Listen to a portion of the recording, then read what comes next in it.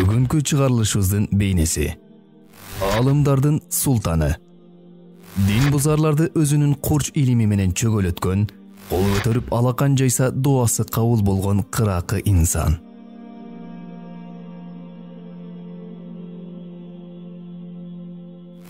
Тогузунчу кылым.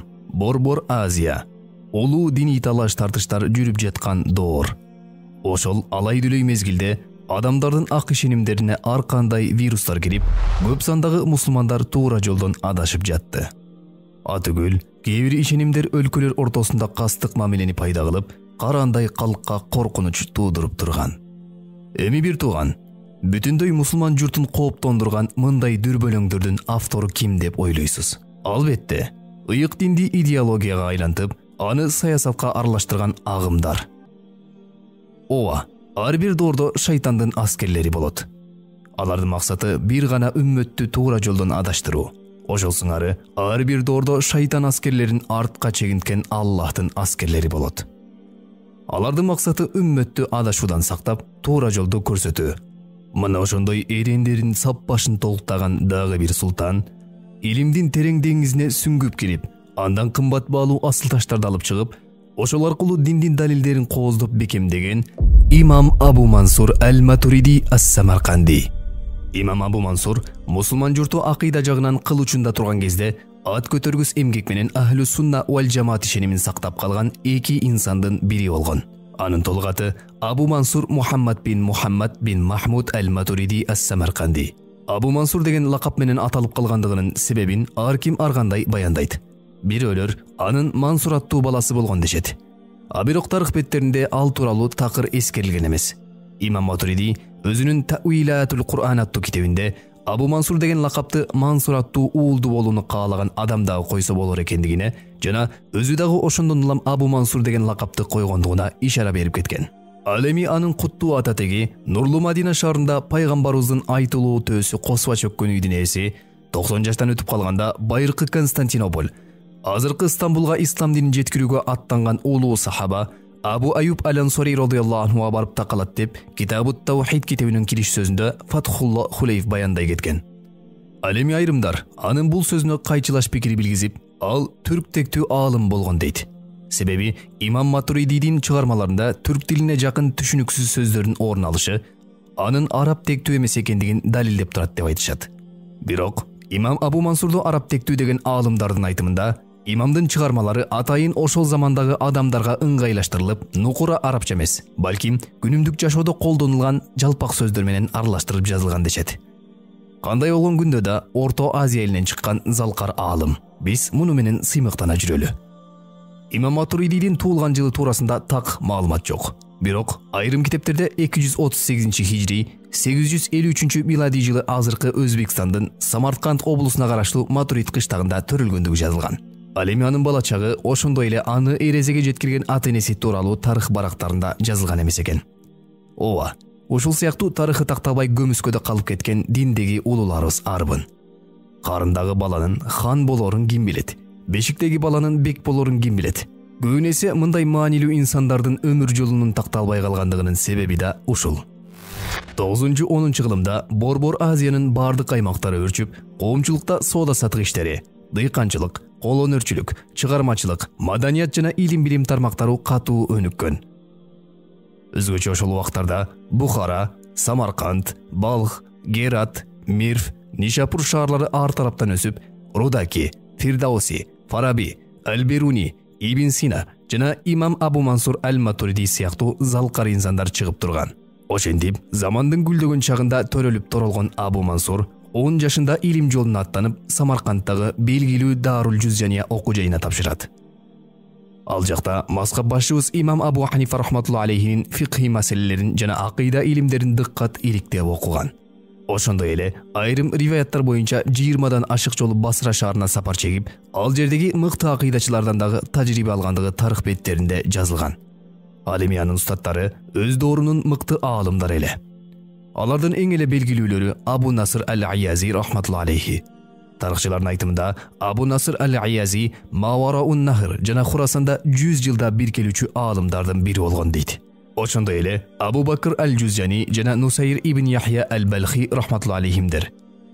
Аталган бул устаттарынын баары Абу Ханифа рахматулла алейхинин, имам Абу Юсуф жана имам Мухаммад аттуу мыкты шакирттеринен илим алышкан.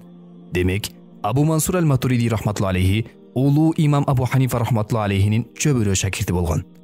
Устат Абу Насыр аль-Айязи имам Матуридиди абдан жакшы көрүп, катуу мухаббат кылгандыктан, шакирти кайсы бир себептерден улам сабакка кечигип калса, анда сабагын баштабай күтүп турчу.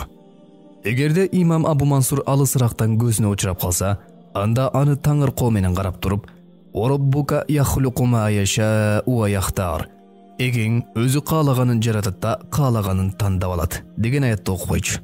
Чындыгында эле имам Матуридидин курч илими бардык жандын көңүлүн өзүнө өлгөн, аламдардын эгеси тарабынан тандалып алынган көп кырлуу инсан болгон. Качан медресени аяктап калган мезгилинде жараткандын жазган тагдыры сүйлөп, устазы Абу Насыр аль-Айязи баласы Абу Ахмад аль-Айязи менен бир казатта капырлардын колуна туткунга түшүп калышат. Ошондо ал шейит болордун алдын баласына карап, "Мен өлгөндөн кийин Самаркандка барып шакирттериме айтып кой. Медресени биргеликте жүргүзүшсүн" деп осуят кылат. Абу Насыр аль-Айязи рахматулла алейхинин мүдөсүн улаган эң мыкты 40 шакирти болгон.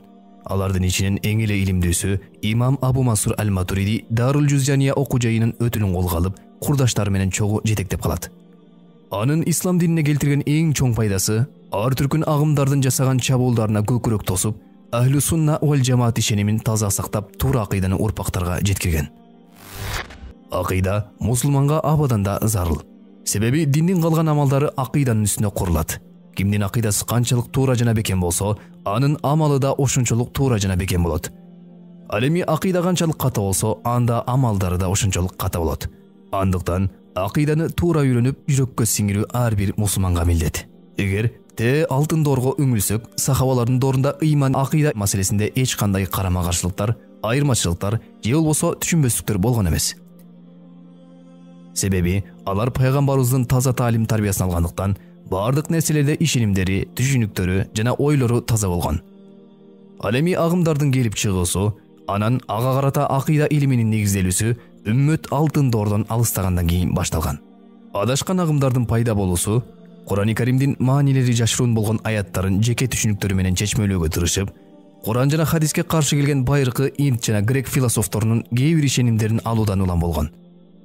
Ошол себептүү адамдардын арасында тагдырга ишенбегендер, сахабаларга душман болгондор, жада калса жаратуучу Аллахты жаралынган макулукка окшотуп, аны денелүү деп жормолдогон агымдар пайда болгон. Чыгармабыздын каарманы имам Матуриди замандашы имам Абул Хасан аль-Аш'ари менен бирге Муътазила, Шия зыңар фиркалардын ката түшүнүктөрү менен күрөшүп, Ахлу сунна вал жамааттын туура ишеним системасын жаюуга аракет кылган. Матуриди акыйдасы убагында Осман империясында, Орто Азияда, Индияда жана Чыгыш Европада чоң таасирге ээ болгон. Имам Матуриди рахматулла алейхинин тарыхка чыйыр салган күрөшүндө ал Муътазила агымынын өтө билимдүү Аль-Каъбияттуу башчысын илимий таймашта жеңип алат. Ошондон улам өлкөдө дээрлик 300 жылдай акыйда жагында карама-каршылыктар болгон эмес дейт аалымдар. Бүгүнкү күндө да Матуриди акыйдасын окуткан мектептерди дээрлик дүйнөнүн ар бир бурчунда кездештирүүгө болот. Анткени Ханафи мазхабын тутунган көпчүлүк адамдар Матуриди акыйдасын карманышат. Маселен, Кыргызстан, Казакстан, Өзбекстан, Тажикстан, Түркмөнстан, Афганистан, Индия, Бангладеш, Пакистан, Турция, Албания, Европа чөлкөмүндө Босния мамлекети, Ирандын сүннөттүк бөлүгү, Ирактын бир бөлүгү, Сирия, Иордания, Египет, Россия Федерациясындагы Татарстан, Башкирия, Кабардино-Балкария, Россиянын түштүгү, Дагестандын түрк элдери жана башка. Мына ушул географиялык иликтөөлөрдөн улам имам Абу Ханифа жана имам Абу Мансур Матуриди рахматулла алейхимдердин мурасы ислам дүйнөсүнүн көпчүлүк бөлүгүн камтып алгандыгын билсек болот. Арине, бүтүндөй дүйнө элине иман болуу ар кимдин эле колунан келе бербейт. Кудурети күчтүү зат дин жана дин менетине жан дүйнөсү таза жана жакшы сыпаттуу инсандарды гана кабыл кылат. Эгер анын сыпаттары тууралуу сөз ача турган болсок, атак даңкты максат кылбай курттай мээнет кылганды жакшы көргөн. Тарыхынын көпчүлүк бөлүгү көмүскөдө калып кеткендигинин дагы бир себеби ушул. Себеби кимдин Аллах менен болгон мамилеси чын дилден болсо, анда ал адам үйүнүн дарегиндагы башка бирөөлөрдүн билүүсүн каалабайт экен. Акын айткан: "Лейсел хумулу би'арин, аля мриин зи жалали, фалейлатул кадри тахфа, ва зака хайрул лаяли."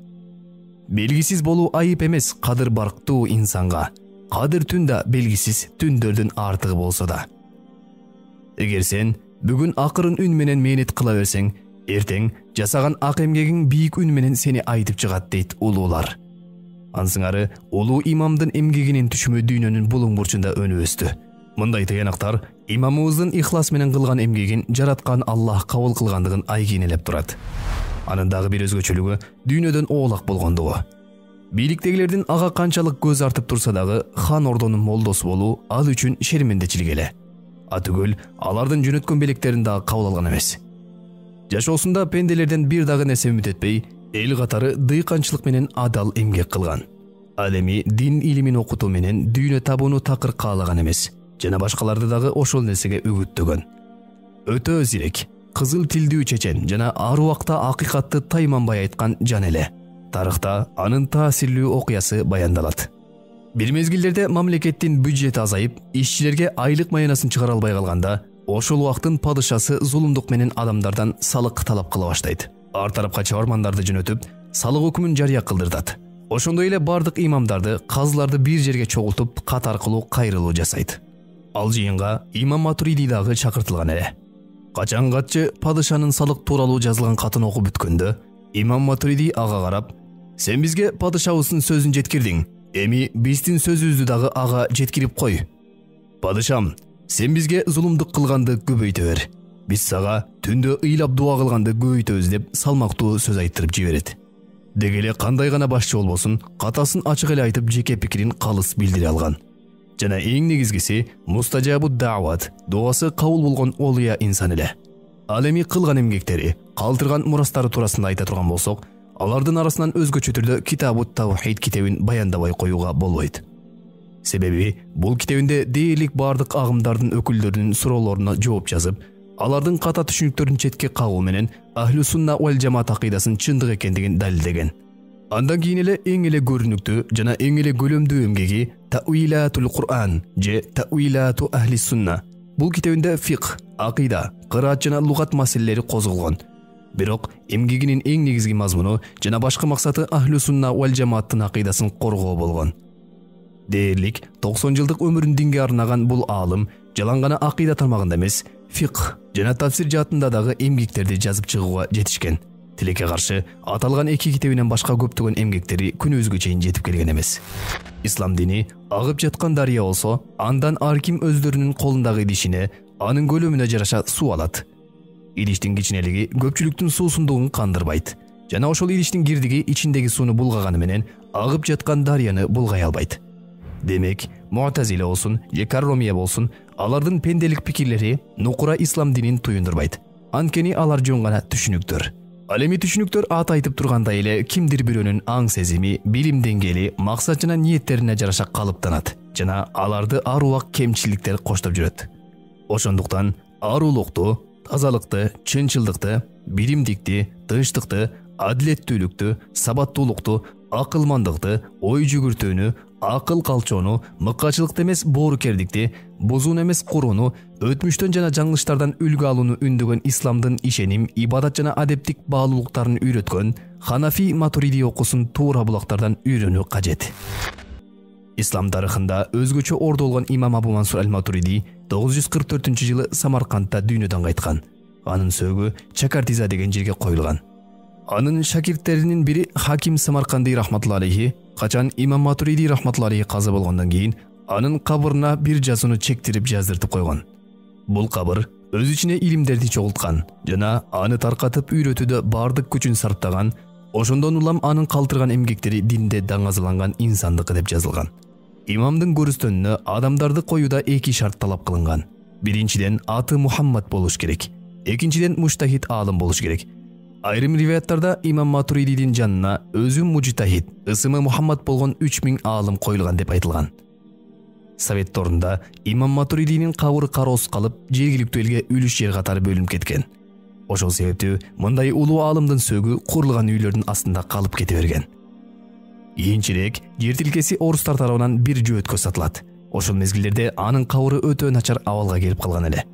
Ошентип 1991 жылы түрк уламалары Самарканд шаарына зыярат кылып келишет. улуу имамдын кабырын зыярат кылып жаткан учурда кароосуз калган бейитти көрүп жандары кейишет.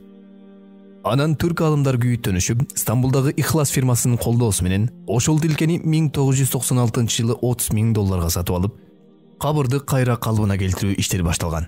Ошентип башталган иш 2000-жылы ийгиликтүү аяктап, улуу имамдын кабыры калыбына келтирилет. Жараткан Аллах Таала акыйда жаатындагы жол башчыбыз имам Абу Мансур Аль-Матуриди рахматулла алейхинин эмгегин кабыл кылып, кабырын нур менен толтурсун. Ал эми бизге Ханафи мазхабын жана Матуриди акыйдасын бек кармап жашаганга мүмкүнчүлүк берсин.